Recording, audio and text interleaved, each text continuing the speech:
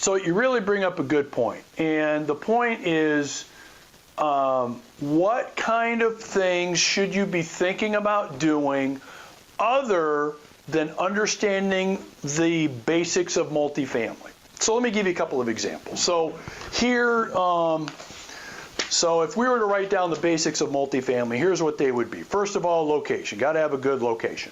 Okay. Secondly, got to be able to have good cash flow. All right. Third thing, you got to be able to analyze the property, underwrite it, make sure it's going to be a property that's going to be a winner. You know, to the best of your ability, you want to make sure it's going to be a winner, right? So, so you got those things going.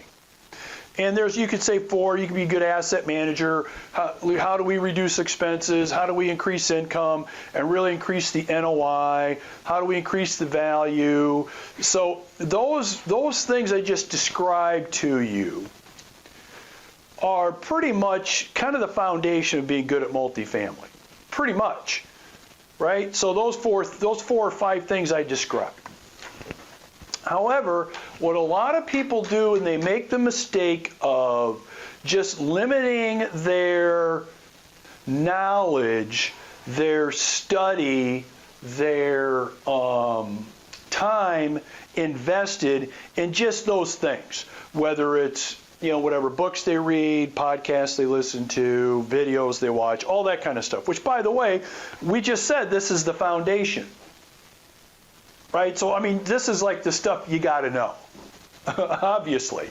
This is the stuff you got to know. But the other part of this that we always need to be thinking of and spending time on is what I call human relationship side of things. Okay? The rapport side of things, the communication side of things, and really at the end of the day, the daily cares of doing business side of things. Okay? So, how much of the information that, for example, let's talk about you. And we were talking about, you know, some of the podcasts that you're listening to, a couple books you've read. I've read them too, you know, we shared a couple stories about that. So, what's the last thing you listened to, watched, or read that had anything to do with how to be a better communicator? Okay? What's the last thing you listened to, read, or watched that has anything to do with how you need to be a better leader? A better leader. Okay? Probably nothing. Or maybe, if you got lucky, it was maybe sprinkled in with what you're looking at. Because none of that's part of the foundation stuff that we just talked about. Is it? Is it? But here's the problem. The problem is, if you're not really good at those other things, let's just say leadership, because that's an easy one to kind of pick out. You know, pick off the tree here. Leadership. If you're not a good leader, and you're out there working on owning, investing, and being, you know, one of the better, or hopefully the best, multifamily owner you can be, you're going to have a lot of frustration and a lot of problems. Because you're going to be really good on like the number side of things, but you're going to struggle on the relationship, communication, daily cares of life, leadership things that we're talking about. Right? Pretty much. And so the thing that I tell people, and a lot of times they don't want to listen to it because it's not sexy, it's really not fun. There's not a lot of direct, correlation from knowing this to, income or wealth in pocket kind of thing, but it's super freaking important. So let me give you like an example. So this is our company manifesto, okay? So we just updated our company manifesto, so we talk about what our 5 beliefs are in terms of you're not an employee, you're an owner. We believe you're not an entrepreneur, you're a leader, not surprising there. We are Heartland Investment Partners. We believe you're not one of our vendors. You're actually our partner. And so, we go on and on with our 5 main beliefs. Okay. Now, what does any of this have to do with multifamily? Not a damn thing. Okay, not really, but it has everything to do with multifamily. Everything. Because if you don't get like the leadership part of this down, or you're not working on it, you're going to be a very, very stressed out, frustrated, and disappointed person. You really are. And so, number one, you want to make sure you work on this too. And believe me, I hate it. There's always, you mean I got to do this too? I got to work on that? I was already working on these 8 things. Now I got to work on the 9th thing? Yeah, you do. You do. If you want to be a freaking high performance multifamily owner and investor, you got to do it. Of course, you can be average or below average and, just do a few things to just get by, or, be, and not paying attention to this, and your results will reflect that. Your results will reflect that. Okay, so the big lesson that took me a long time to figure out, and by the way, it's not like I figured this out right away. I didn't even want to go down this road. I just want to look at property, analyze it, buy it, run it, build wealth with it, and build a legacy with it, and move on. I prefer that. But reality is you've got to be a really good leader that envelops all of the other daily cares of life, communication, and interaction with other people, and being really good at that, or as good as you possibly can. That's part of the whole puzzle, is that. And I would say if you are kind of frustrated with where you're at with multifamily right now, and especially if you own some stuff. So if you own, whether it's just a few units or hundreds of units or thousands, doesn't matter, and you're continually frustrated, tired, worn out, ready for a vacation, this is probably one of the main reasons that's the case. Probably one of the main reasons. Okay, so that's number one. Start getting good at that if you haven't started working on that already. Okay, number 2, and this is important too. So part of being a really good leader in what you do, especially in our multifamily world, is you better be ready to stand out, go to bat. That's a term we used to use anyway. Go to bat and really do everything you need to do to support your positions and your opinions as a multifamily owner. Okay? And so let me tell you, let me give you like the dichotomy of this, like the worst thing you can do, which a lot of multifamily owners do, which surprises me, but they do. The worst thing you can do is sit on your hands, keep your mouth shut, be quiet, and hope others like us will help move the marker forward in multifamily progress. That ultimately then helps you. So in other words, most owners depend on other owners and others in the industry to move agendas forward that will somehow benefit them. And even in times of where they need to be standing up and taking positions and fighting things off that are not in the best interest of a multifamily owner or investor, and there's a long list of those things we could talk about. In our minds, most sit on their hands, and think about it and remain quiet because they don't want to ruffle any feathers. They're worried about what people will think of them.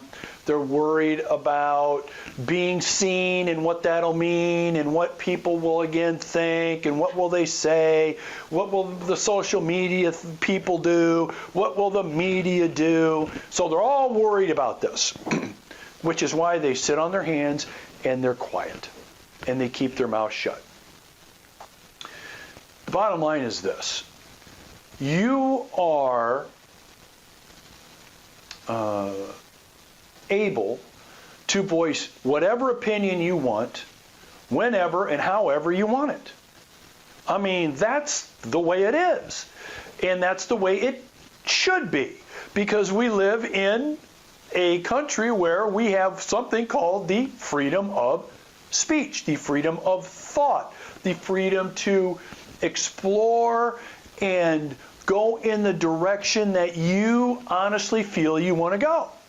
And part of that means there will be people that disagree with you.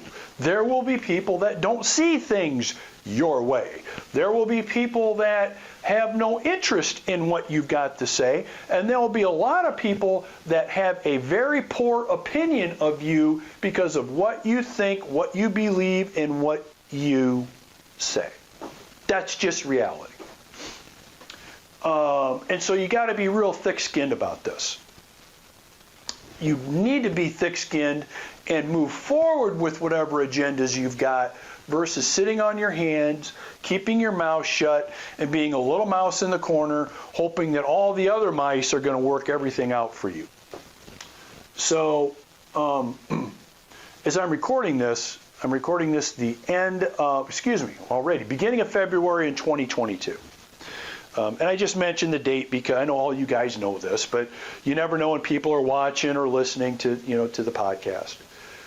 So I throw that out there because right now, what's in the news is there's a company called Spotify that is a podcast and video streaming platform. If it's not the biggest right now, it's one of the biggest.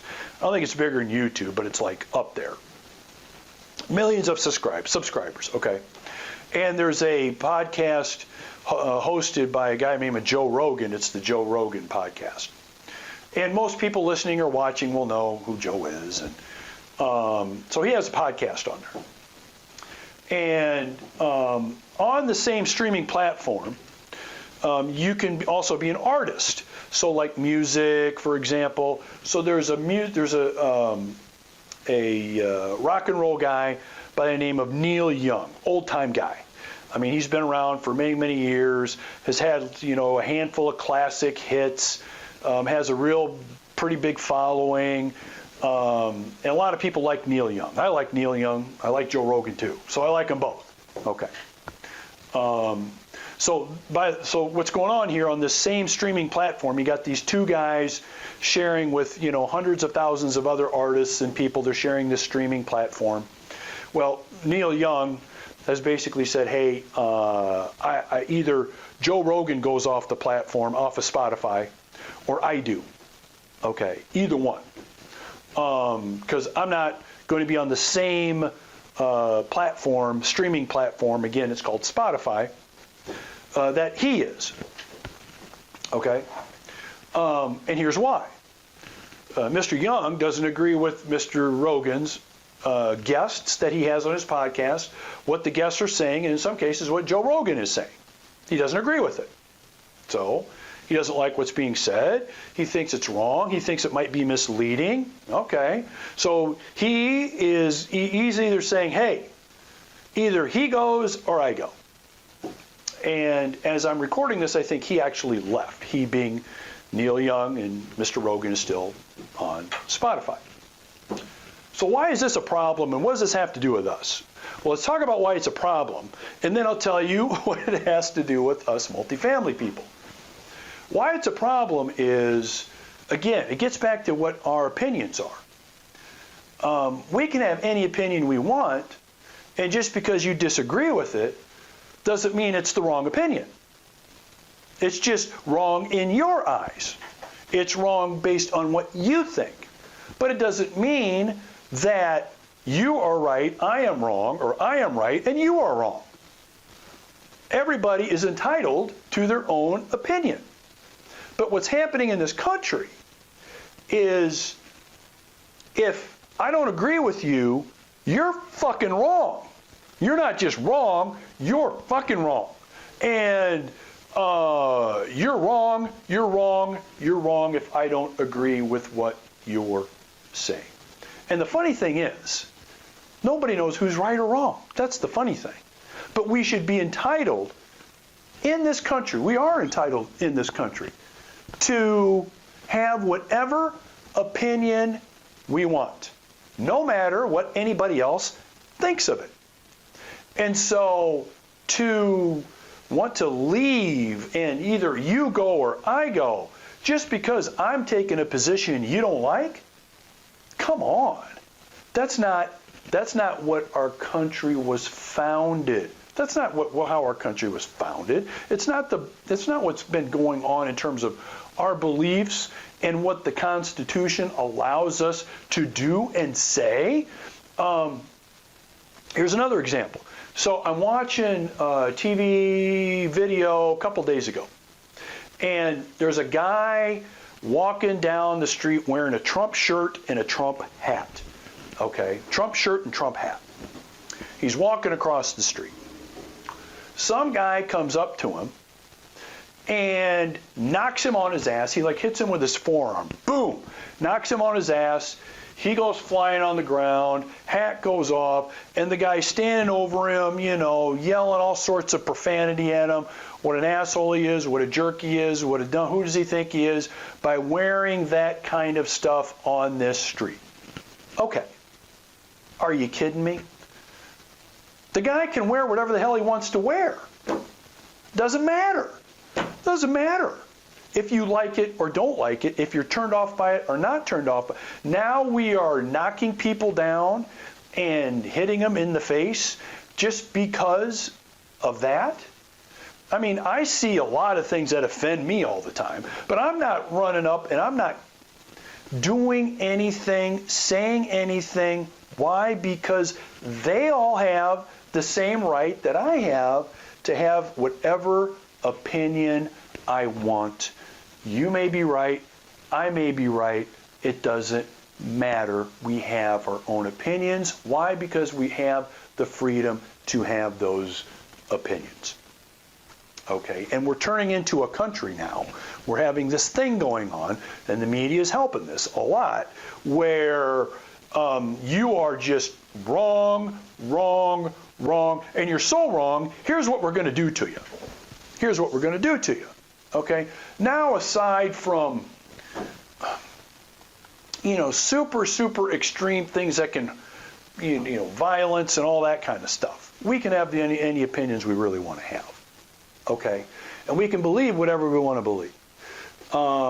That's what we've got here in this country. So why do I make kind of a big deal out of this freedom thing, and we have our own opinions, and who's right and who's wrong, and we can't? Why am I making a big deal out of this? Because when it comes to us as multifamily owners, we have to be prepared to back up whatever our positions and opinions are because of what we think.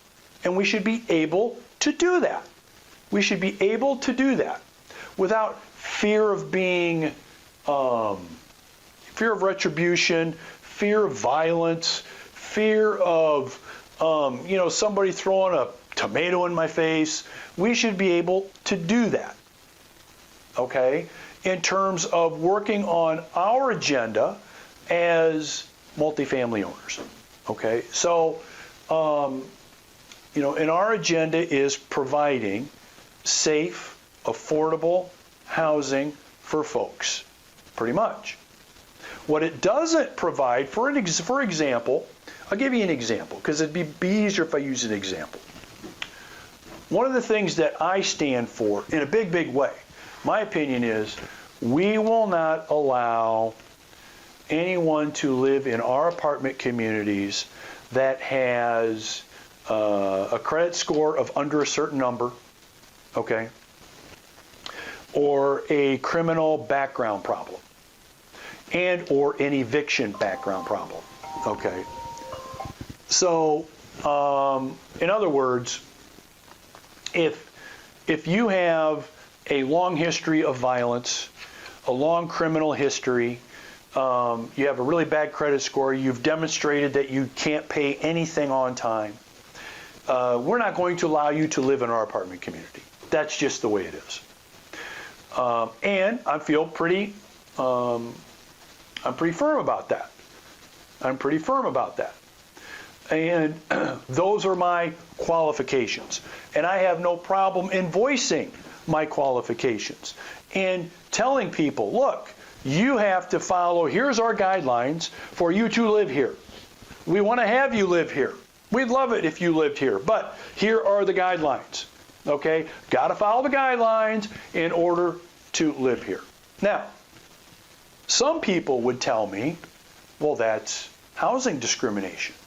You should allow anyone to live in your apartments, Mr. Garman, because everyone has a right, is entitled to live and have a roof over their head and live pretty much mostly wherever they want, as long as they can afford it, which is another subject which we could go for about a half hour on, whether people can really, afford that or not, but we'll leave that part alone. Okay. How do we figure that out? Who says? And all that. But we'll leave that part of it. There'd be a lot of people that have a different opinion than me on this. A lot. Probably a lot watching or listening to this week's podcast. Probably feel that, hey, anyone that has good intentions, that feels they can really get things, either they've turned their life around or they're working on turning their life around, anyone that does, that feels that way, deserves a roof over their head, Mr. Garman, even though they don't have a certain credit score, even though they've got a criminal background, even though they've got a history of either violence or a history of whatever it is. So you shouldn't have any criteria, Mr. Garman. Anybody that is out there looking to live in an apartment, as long as they feel they can afford it, should be able to live in your apartment. That's total bullshit. That's not happening in my units. That's not happening. And I will tell anybody, whenever, however, that's the way it's going to be. Now, here's why this is important. A lot of owners, investors won't do that.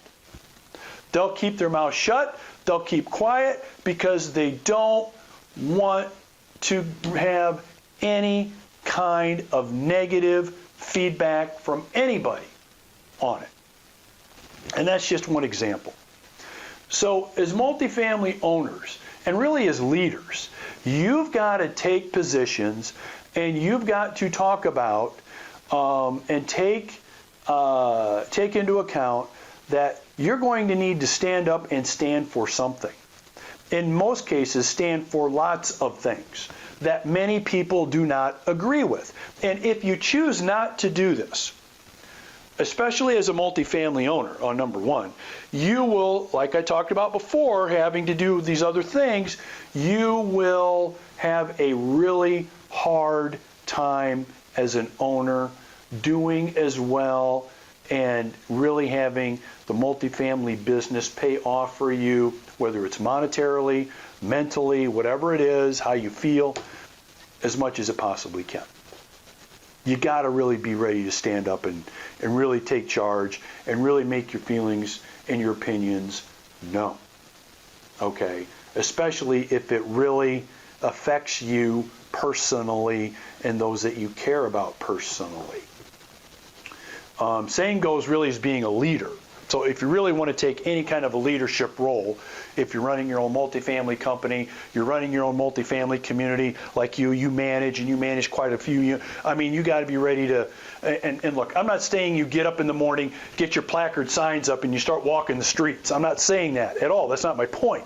My point is you've got to start taking responsibility for having opinions and making your opinions known on issues that are important to you, no matter what people think or feel, because it's the way of not only what this country was founded on in like a big picture kind of way, but in terms of being as a successful apartment community owner or investor like you, as you can be, you got to do that.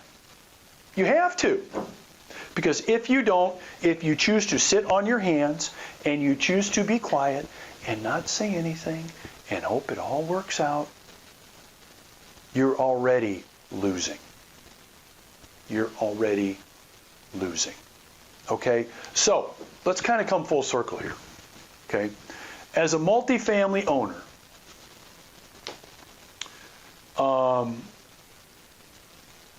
these are the things that are important. All right? These are the things that are important. It's not just about good foundation. It's not just about the numbers, good location, condition, being a good asset manager, being able to increase your net operating. And so all that's important. But full circle is it also includes those leadership things that we talked about, especially making your opinion and your positions that are important to you as a multifamily owner and important to those that you care about, moving forward with those and being prepared to do that and take on whatever kind of negative feedback you may get, because that's part of being really good at this. That's part of it. And if you choose not to do it, your progress is just going to be that much slower. Okay? All right.